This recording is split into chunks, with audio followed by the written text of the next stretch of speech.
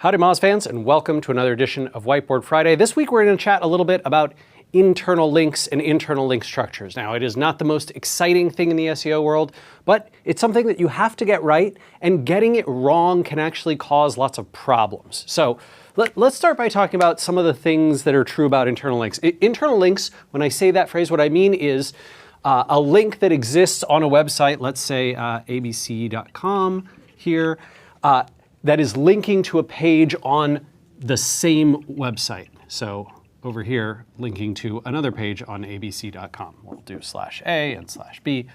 This is actually my shipping routes page, and so you can see I'm linking from A to B with the anchor text shipping routes.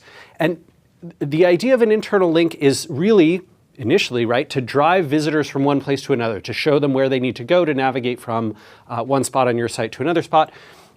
They're different from internal links only in that in the HTML code you're pointing to the same place, the same fundamental root domain. In the initial early versions of the internet that didn't matter all that much, but for SEO it matters quite a bit because external links are treated very differently from internal links. That is not to say, however, that internal links have no power or no ability to change rankings, to change crawling patterns, and to change how a search engine views your site. And that's what we need to chat about. So anchor text is something that can be considered. The search engines have generally minimized its importance, but it's certainly something that's in there for internal links. The location on the page actually matters quite a bit, just as it does with external links. Internal links, it's almost more so in that navigation and footers specifically have attributes around internal links that can be problematic. And those are essentially when Google in particular sees manipulation in the internal link structure, specifically things like you've stuffed anchor text into all of the internal links trying to get this shipping routes page ranking by putting a little link down here in the footer of every single page and then pointing over here, trying to game and manipulate us. They hate that. In fact, there's an algorithmic penalty for that kind of stuff, and we can see it very directly. We've actually run tests where we've observed that jamming this type of anchor text-rich links into footers or into navigation and then removing it gets a site indexed and, well, let's not say indexed. Let's say ranking well and then ranking poorly when you do it. So, and Google reverses that penalty pretty quickly too, which is nice. So if you're not ranking well and you're like, oh no, Rand, I've been doing a lot of that, maybe take it away. Your rankings might come right back. It's great. The link target matters, obviously, from one place to another. The importance of the linking page. This is actually a big one with internal links. So it is generally the case that if a page on your website has lots of external links pointing to it, it gains authority and it has more ability to sort of generate a little bit, not nearly as much as external links, but a little bit of ranking power and influence by linking to other pages. So if you have very well linked to pages on your site, you should make sure to link out from those to pages on your site that A, need it, and B, are actually useful for your users. That's another signal we'll talk about. The relevance of the link, so pointing to my shipping routes page from a page about other types of shipping information, totally great. Pointing to it from my dog food page, well, doesn't make great sense. Unless I'm talking about shipping routes of dog food specifically, seems like it's lacking some of that context, and search engines can pick up on that as well. The first link on the page, so this matters mostly in terms of the anchor text, just as it does for external links.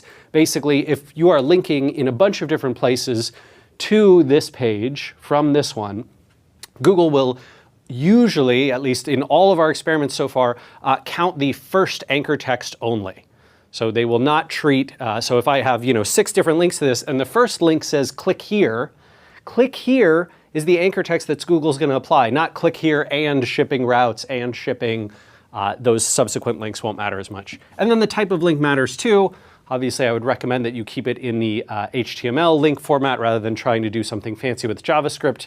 Even though Google can technically follow those, it looks to us like they're not treated with quite the same authority and ranking influence. Text is slightly better than images in our testing, although that testing is a few years old at this point. So maybe image links are treated exactly the same. Either way, do make sure you have that. If you're doing image links, by the way, remember that the alt attribute of that image is what becomes the anchor text of that link. Okay, internal versus external. So external links, in general, as we mentioned, generally give more ranking authority and ability for the linking page to rank. And that shouldn't be surprising. An external link is like a vote from an independent, hopefully editorially given, website to your website saying, this is a good place for you to go for this type of information. On your own site, it's like a vote for yourself. So engines don't treat it the same. Anchor text of internal links generally have less influence. So as we mentioned, me pointing to my page with the phrase that I want to rank for isn't necessarily a bad thing, but I shouldn't do it in a manipulative way. I shouldn't do it in a way that's going to be look spammy or sketchy to visitors, because if visitors stop clicking around my site or engaging with it, or they bounce more, I will definitely lose ranking influence much faster than if I simply make those links credible and usable and useful to visitors. And besides, internal links, the anchor text of internal links is not as powerful anyway. It is, however, the case that a lack of internal links, like an orphan page, right, that doesn't have many internal or any internal links from the rest of its website, that can really hamper a page's ability to rank. Sometimes it'll happen. External links will point to a page. You'll see that page in your analytics or in a report about your links from Moz or Ahrefs or Majestic, and then you go, oh my gosh, I'm not linking to that page at all from anywhere else on my site. That's a bad idea. Don't do that. That is definitely problematic. It's still the case, by the way, that broadly speaking, pages with more links to them, more external links to them, are going to send more value, with more links on them, will send less link value per link, right? So essentially, you remember the original PageRank formula from Google, right? And it said basically like, oh, well, if there's 5 links, send 1/5 of the PageRank power to each of those.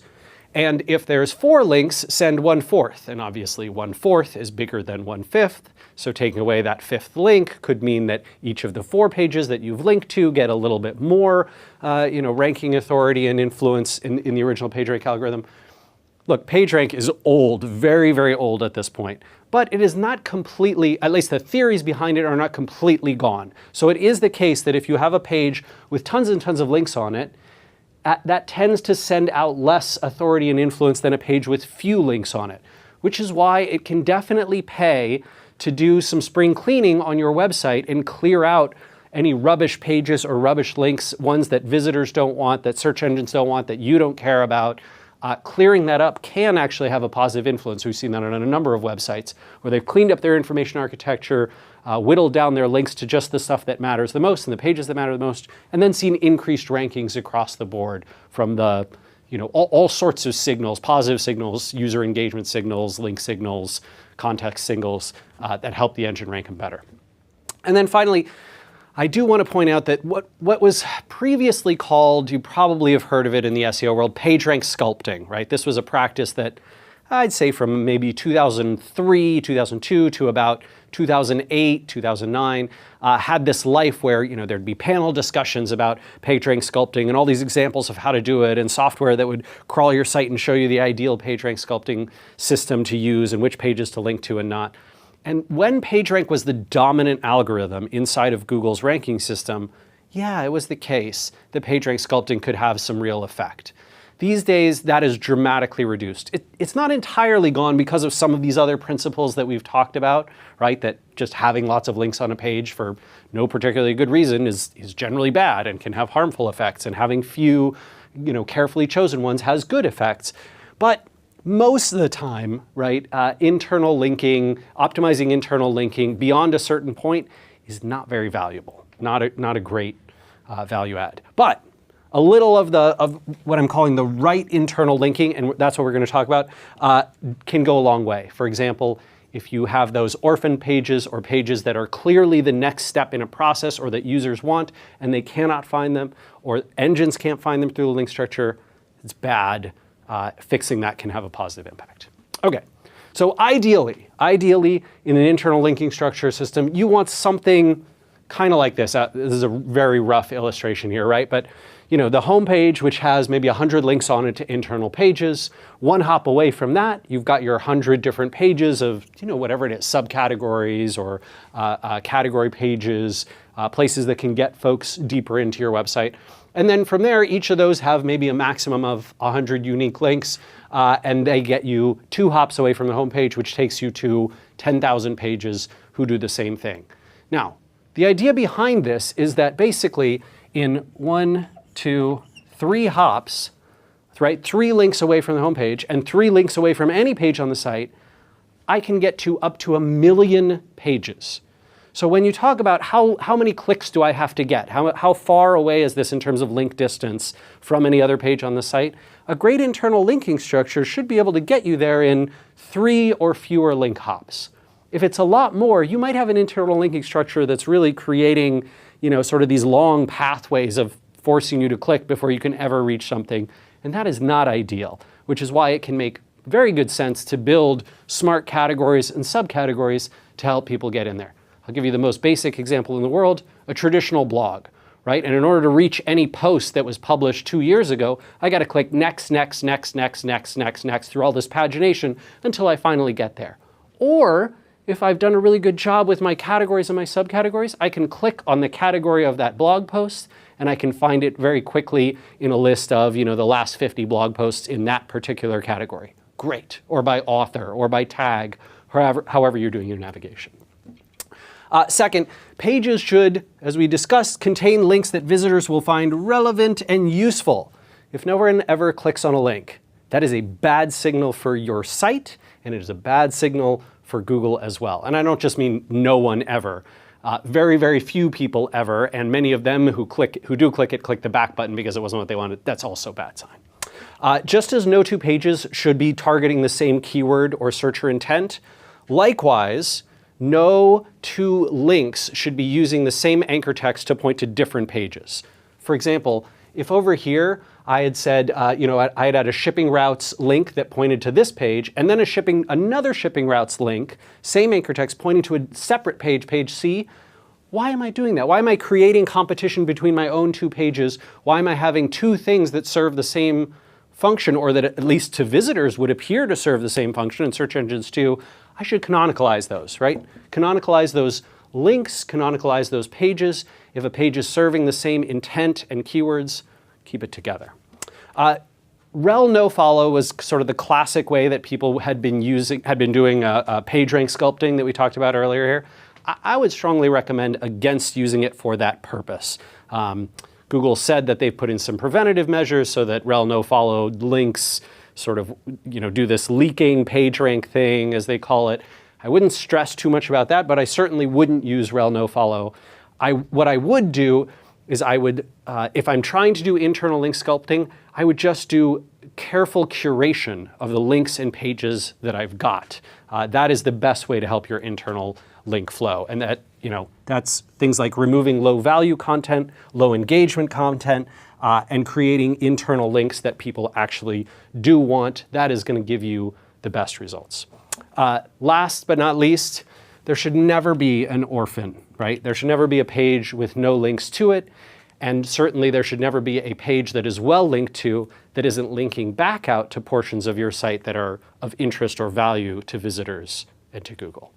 So following these practices, I think you can do some awesome internal link analysis, internal link optimization, and help your SEO efforts and the value visitors get from your site.